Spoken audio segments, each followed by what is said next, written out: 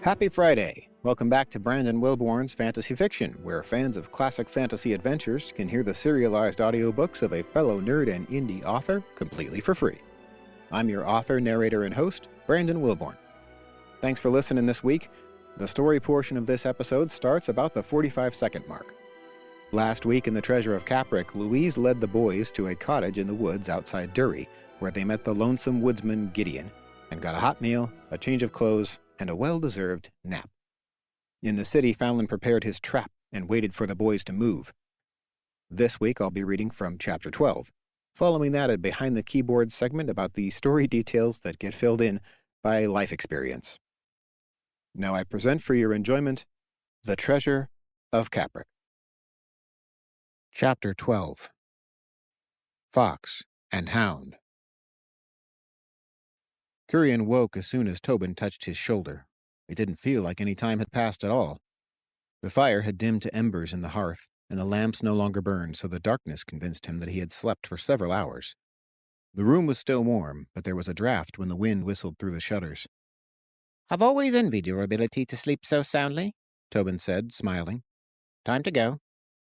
"You mean Reese, don't you?" He blinked his eyes and slapped his cheeks to wake up. "Reese sleeps quickly. You sleep hard." For a moment, Tobin looked the way he used to on the morning of an exam, tired and worried. "I almost had to pull your arm off just now." "No, you only touched my shoulder," Kurian argued. Tobin looked back in disbelief. Louise and Alden sat at the table whispering to each other. He looked as comfortable and healthy as he had been at the briny mug, while Louise was dirty from traveling. Her hair had dried with a slight wave to it that drew Kurian's eye. She had changed from the blouse and skirt they had met her in to the tunic and trousers in the same style as the clothes offered to the men. It was shocking to see a woman wearing them, but it might be a convincing disguise if she covered her hair. Kurian dressed while Reese helped himself to another bowl of stew, and Noman kneeled in the corner praying. He noticed their packs leaning near the door, looking full again. A pair of walking sticks and 4 short swords also stood against the wall. "Stopped raining," Gideon said as he opened the door. "Grab your packs. Second watch starts in just over an hour. If we hurry, we can cross the river while they're thinking about their bunks." They did as he told them and filed out into the night. Alden and Noman took the staves, while the rest grabbed swords. Then Gideon took off his own satchel. "A parting gift for you, from the king," he said, and pulled out light cloaks for each of them. "To help keep the rain off, and to cover up that hair," he said to Louise. They jogged as quickly and quietly as they could, skirting the forest until they neared the road. "Have to be careful," Gideon whispered. "Patrols are coming down the road all the way through the forest, and the mayor's instituted a curfew, so we're the only ones out tonight." He paused and looked toward the road. "Wait here a moment," he said, and then moved closer in a crouched run. He kneeled behind a tree, looking toward the road. Kurian wasn't sure how he could see anything under the shadow of the trees. After a few moments, Gideon made a warbling whistle. "Our turn," Alden said, and led the others forward. "No sound of patrols," Gideon said to them, creeping out from the underbrush. He signaled for them to follow and then trotted across the road. The rest of them followed in a line. When they were scrambling down the muddy riverbank, they heard the snapping of bushes behind them. "Stop!" they heard a voice yell behind them. Then, "Here! They're here!" "Run!" Gideon said. "Our only chance is the forest on the other side." Kurian watched him help Louise, Noman, and Alden down the last part of the bank. He thought he should position himself at the opposite side to help them back up, and was just beginning to move when the long blast of a horn came from the road. The knock at the door stopped Fallon's walking. The sentry outside opened it and stuck his head inside. "Sir, you should hear this." He stepped out of the door and faintly heard a horn blowing in the distance. The pattern of the call told him exactly which lookout it was. "The southern road," he said, and ran to his horse tied at the corner of the tavern. "Take your horse and go to the other posts. Send half their men to me and the rest out on the roads to search. They know my orders. Only 3 men at each gate. Go!" They both mounted and rode in opposite directions. Fallon spurred his horse to a gallop. The hunt was on. He blew through the gates in under a minute and passed 2 small squads of men running along the road to reach the horn. The first had split off from the gate as instructed. The second was one of the patrols on the road.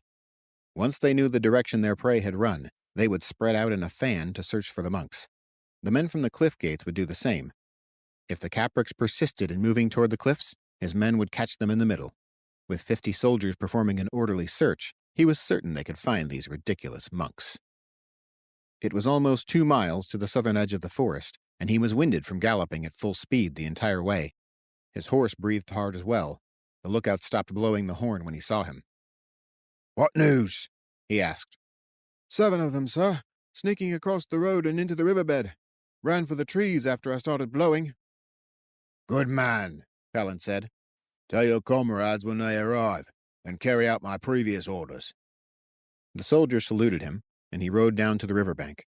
Soon he found the place where they had descended and followed the tracks across the river and toward the forest. There was just enough light filtering through the clouds to see the muddy trail in the open, but he wouldn't be able to track them through the forest in the dark. However, if he could pinpoint where they entered it, he could better position his men to search for them.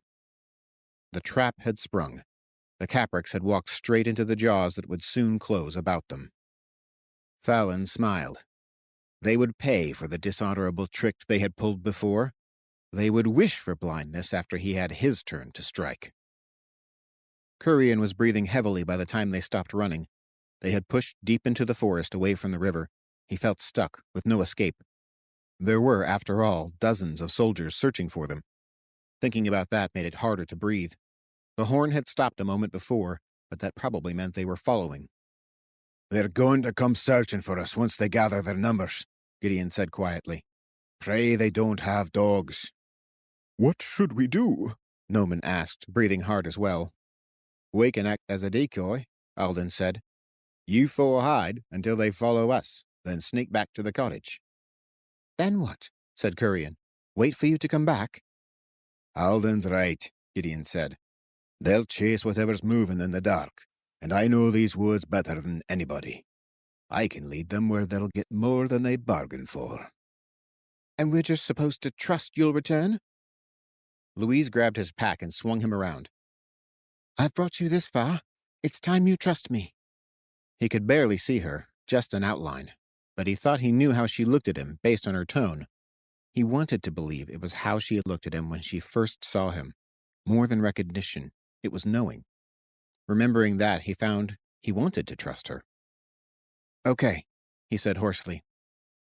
"The horses are already packed, just in case," said Gideon. "Plenty of supplies and a stash of money as well, if you take mine." "If we're not back by morning, head for whale sand," she told them. "I'll try to catch up, but if I don't, hire a boat to Rama and find a fisherman named Broadman. He'll take you the rest of the way." The sound of men crashing through the underbrush at the forest edge hushed them all. "Hide," Gideon told them. "and don't move until they give us chase." Suddenly, Kurian couldn't see his massive form anymore, and he only heard a whisper of movement heading back toward the riverbed to tell him they had left. Tobin tugged on his shoulder, and together they crawled halfway under a fallen tree trunk where Reese and Noman had already disappeared.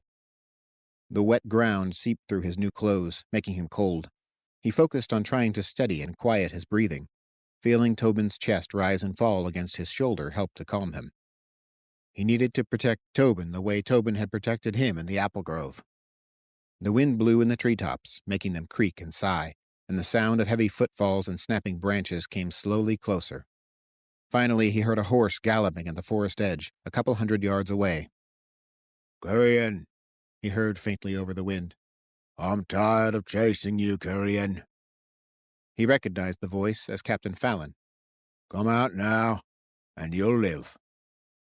"Not one for subtlety," he whispered to Tobin, trying to stave off the panic and the bile rising in his throat. Tobin hushed him. He saw distant torches, ghostly lights floating between the trees. He could only hear the nearest soldiers. With every step they sounded only an arm's length away, and then closer with the next. It was impossible to tell where they were until he saw the faint glow on the trees in front of him. Just as he thought he would see a soldier step into view, there was a commotion toward the river. Somebody was running through the undergrowth quickly.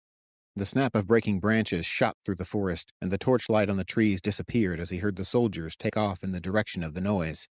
"Here!" Some of them called far off, and the sound of running faded away. Captain Fallon's horse also galloped back toward the riverbank.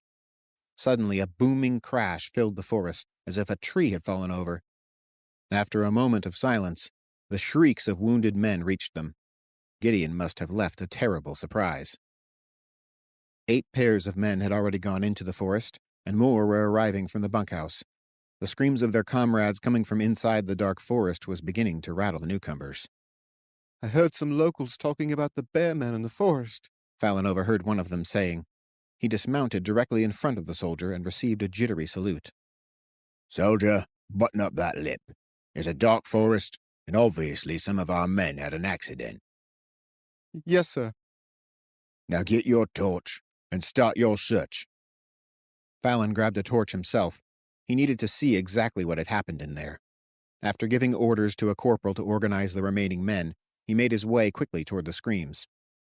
6 soldiers stood with torches, surveying 2 wounded men and 1 corpse.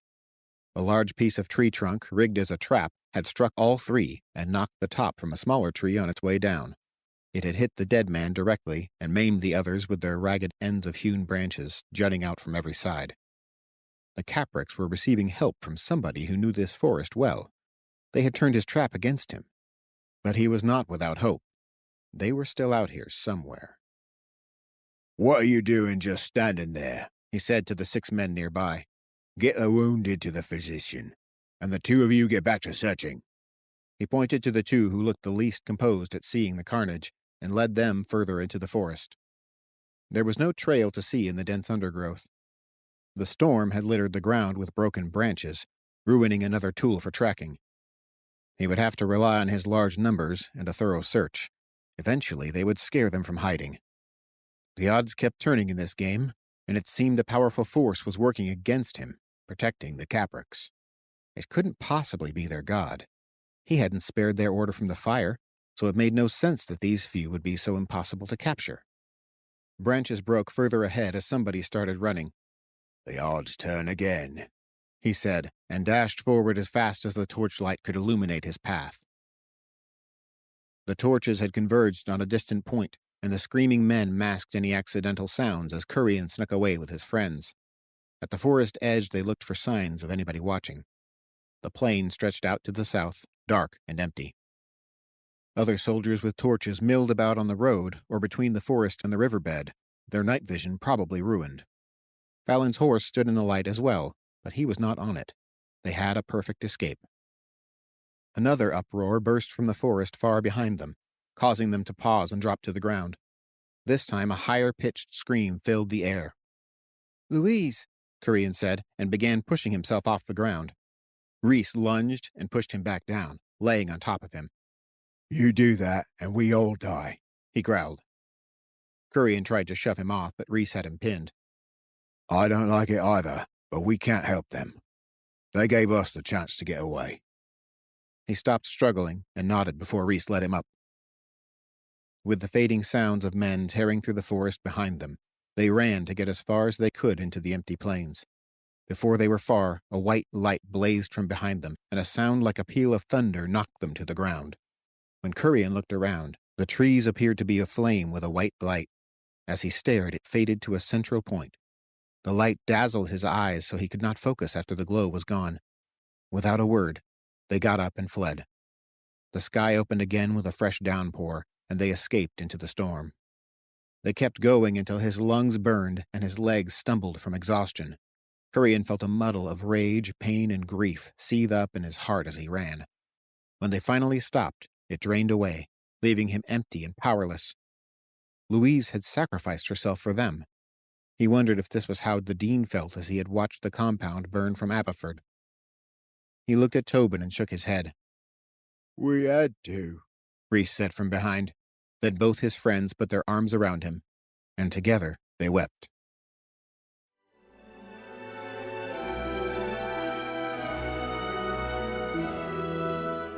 That was the finale for part 1 of the book. The boys have lost their guide. Will they find a way to get to the King of the Caves without her? And what exactly happened in those woods? Was it more magic? Join me next Friday as the Treasure of Capric continues with part 2 and chapter 13, Blubber and Bone. In this week's Behind the Keyboard segment, I want to point out my mistakes. I noticed something while reading this chapter that will likely be different in Book 2. Since I wrote this, I've spent a lot more time in the woods than I previously had, so there's a few details that would have made this chapter more difficult on everyone that I've learned since I published. Most notably, sneaking around the woods after a heavy rain is even more miserable and more dangerous. Fallen trees, or deadfall, as it's often called, can be slicker than snot, even when they're dry. I've had at least one nearly disastrous slip myself when climbing over deadfall in the woods. And with all the broken branch nubs that are sticking out, it could easily lead to a very significantly not free helicopter ride to the hospital. I try to avoid deadfall whenever I can, but sometimes out here in these northwest forests, there are so many fallen trees that it's impossible not to climb over some of them. They just get crisscrossed back and forth across a whole area, and it's a challenge to get through. But those huckleberries ain't going to pick themselves, and they're so worth it. They're one of God's little miracles.